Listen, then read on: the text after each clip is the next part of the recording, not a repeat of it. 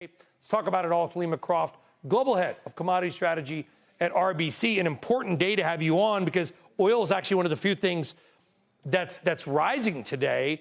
But is there a real chance the U.S. could go into Venezuela? I mean, are we building up to a regime change operation? Is this display of military force? I mean, it's a massive U.S. military buildup off the coast of Venezuela. Are we trying to play a game of psych ops with Maduro essentially saying, like, if you don't leave quietly, we're coming in to get you? So are we negotiating an exit? The Qataris are involved in negotiations to potentially try to get him to go to Madrid.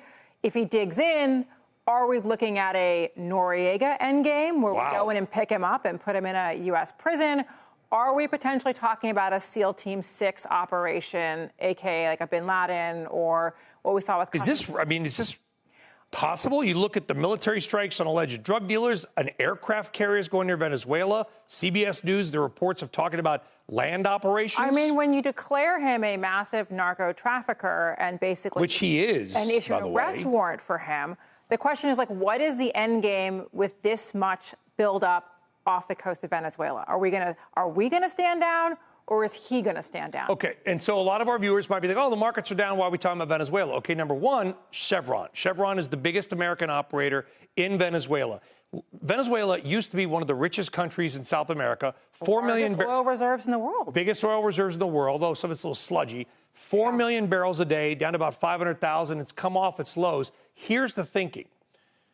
We get Maduro and his people out, however that is, okay? We then help try to rebuild the country's infrastructure, including oil infrastructure, take a few million barrels a day of oil, buy them, of course, not take, from Venezuela, and thus rely less on Iran and or Russia. So here's the question. How quickly could we potentially turn around the Venezuelan oil sector? As you mentioned, pre-Chavez, 4 million barrels. They're lucky if they crack 900,000 at this point. But there's been a massive degradation of the capacity of the national oil company, PDVSA.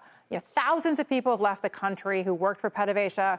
Infrastructure is terrible. The country's massively indebted. 6 million arms in circulation there. This is a post-conflict situation, almost. So the question is, if we are able to get Maduro out and bring in, for example, Nobel Prize winner Machado as the new head of state, how quickly can this sector be rebuilt? What are we talking about in terms of immediate production gains if we pull off sanctions? Is it a couple 100,000? No way, because I would imagine, and you tell me, that the infrastructure and equipment, Lake Maracaibo, it's very salty. There's a lot of salt there. It's got to be rusted and just there's no infrastructure improvements. Shape. So I think falling apart. The question is, like, it's going to be a long road back for Venezuela. The question is, can you get a couple 100,000 out of sanctions relief?